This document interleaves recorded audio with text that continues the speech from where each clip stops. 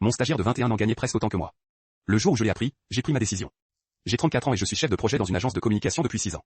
J'ai commencé comme stagiaire, j'ai gravi les échelons un par un, j'ai passé des nuits blanches sur des dossiers que d'autres récoltaient, j'ai encaissé des heures sub jamais payées.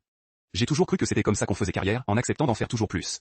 Le mois dernier, l'agence a embauché un nouveau stagiaire, Nathan, 21 ans, en fin d'études. Il a été placé sous ma responsabilité, et je l'ai formé du mieux que j'ai pu. Quelques semaines plus tard, il m'a invité à prendre un verre après le travail pour me remercier.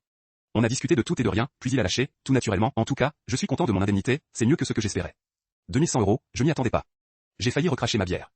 2100 €.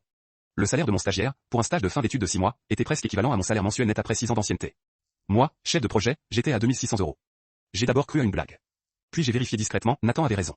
L'agence payait ses stagiaires au taux horaire maximum légal, plus une prime, parce qu'un de ses anciens patrons avait été condamné pour stage non rémunéré et qu'il ne voulait pas prendre de risques. Je suis resté plusieurs jours dans un état de stupeur. J'ai repensé à mes 6 années de sacrifice, à mes heures sup non payées, à mes primes jamais versées, à mes augmentations de misère. Pendant que les stagiaires gagnaient presque autant que moi. Le vendredi suivant, j'ai posé une journée de congé.